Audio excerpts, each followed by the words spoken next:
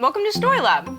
This week, we're talking about friendship. And we take a look at one of the most important things to keep a great friend. This episode of Story Lab is now in session.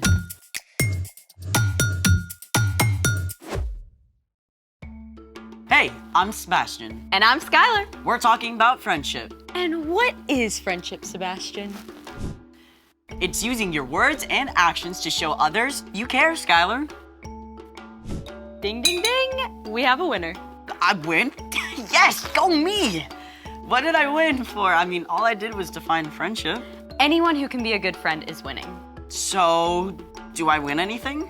Well, I was thinking, how about you win the amazing opportunity to decide what we're doing today? Wait, I thought you were supposed to figure that out. I got as far as this pickle jar and then I got stuck. Look, I was really tired and then I decided to Google and then I got totally sidetracked by a cat video and I'm really sorry. Can you please forgive me? Stop right there. I need to fully take in this moment. What? The moment where you don't have everything completely perfect and put together. Mountaintop experience, huh? It's amazing. Okay, now you've had your little moment. Can you help us out with the situation that does not feel very harmony-ous? Trust me, my friend, I am hatching a plan. Good. What is it? Oh, I remember doing this a lot as a kid. Tapping on a jar filled with brine? More or less. So, let's make it! Should I pour this out? Nope, keep that jar right there. Okay, yes, sir. What are we doing? Step 1, line up 7 clear jars. It's easier if they're all the same size. Step 2, fill the first jar just below the rim.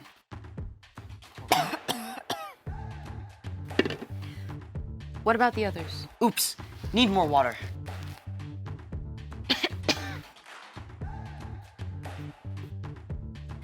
Okay, I'm back. Okay, so the second jar gets about a quarter cup less. Hey, what happened to my water? Oh, sorry, I didn't realize it mattered exactly You drank how much. the experiment? I was thirsty after all those pickles! You do the rest. Sorry. Okay, how much? Just a quarter cup less in each jar. I'll go get more water. Are we ready?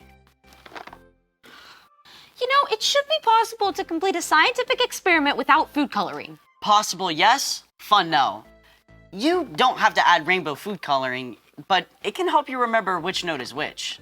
See, we already have a green.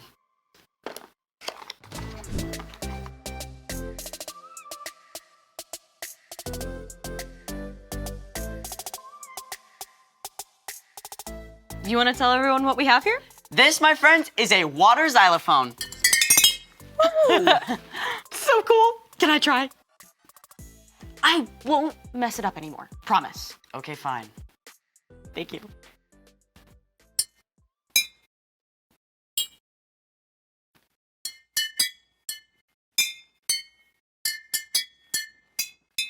Thank you. Wait, it's your birthday? In like 7 months. You play something.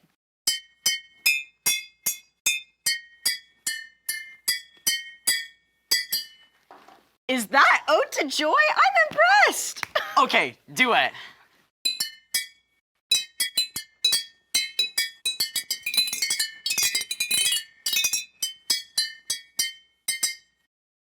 I'm not sure if that was harmony. But it was fun.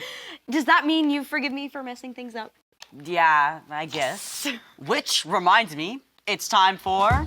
The story before the story. Today, we're in the book of Colossians. Colossians is one of 21 letters in the New Testament, written by the leaders of the early church to new Jesus followers. The apostles wanted everyone to know about the radical new way Jesus wants us to live. In the Roman Empire, people like women, children, poor people, and enslaved people were viewed as worthless, with no hope of something better. But within the church, all people were viewed as equal because the believers knew that God loves everyone. But the Apostle Paul heard that some false teachers were spreading lies about who Jesus is and what it means to follow him. So Paul wrote a special letter to set the record straight. Which is where our story starts. Take it away. Hey everyone, I'm Padma. The Apostle Paul was pretty upset when he discovered false teachers were spreading lies about Jesus. So, even though he was under house arrest at the time, he wrote a letter to remind them of the truth. The Son is the exact likeness of God who can't be seen. The Son is first, and he is over all creation. Paul made it clear Jesus shares God's power, and that it's only through following Jesus that we can live a life pleasing to God. Toward the end of the letter, Paul got down to the nitty-gritty of what that looks like. Put up with one another. Forgive one another if you are holding something against someone. Forgive, just as the Lord forgave you. Short and sweet, huh? But wow, there's a lot packed inside. First off, put up with one another. That means treating each other with kindness, even if your friend doesn't agree with you about everything. Let's be real. People are gonna do and say things that bug you, even your friends. If you turn your back on everyone that annoys you, you're gonna be awfully lonely. Now, let's take a look at the second part of the verse. Forgive one another if you're holding something against someone. Okay, let's say you're in PE class and your friend picked someone else for the team when you thought they should have picked you. At first, it just bugs you a little, like a pebble that got stuck in your shoe. But after you think about it for a little, what your friend did seems to get bigger and heavier until it's like a giant weight that you're carrying. As long as you keep thinking about it and holding on to that weight, it will get between you and your friend. In fact, if you don't let it go, you may lose your friend altogether. Not only that, but holding on to this heavy weight takes up all your energy for doing other things too. Thankfully, God made a way for us to let go of whatever we're holding against our friends or anyone else. Paul wrote in his letter to the Romans, "But here is how God has shown his love for us. While we were still sinners, Christ died for us." God did not wait for us to get our act together before coming to rescue us. Instead, Jesus chose to give up his life for us while we were still a mess. God moved first to make a way for us to be forgiven.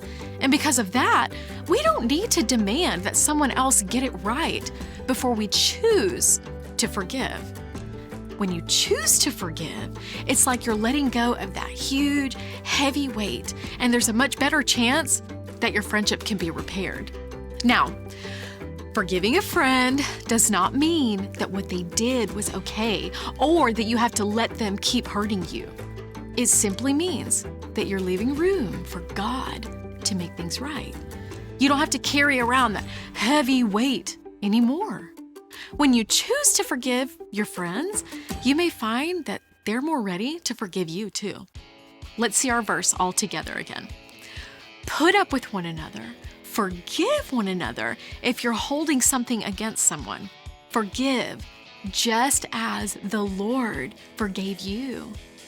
Paul went on to write, "Let the peace of Christ rule in your hearts. As parts of one body, you were appointed to live in peace." We can only live in true peace and friendship with others when we make the choice to let go and forgive. The end. Wow, that's a hard one. Yeah, I mean, I hardly ever feel like forgiving. It's easier to keep focusing on how someone has wronged me. That's right. Forgiveness has to be a choice. So, what's our part in the story? Paul wanted the Colossians to see just how important Jesus is. And when you're following Jesus, it becomes easier to show love to others. Like through forgiveness. Exactly. And it's often the people we're closest to and love most that hurt us, even if they don't mean to. People like our friends and family. One of the best ways to maintain your relationship is to be quick to forgive. Like if you feel like one of your friends is ignoring you, you can forgive. If a friend says something hurtful to you, you can forgive.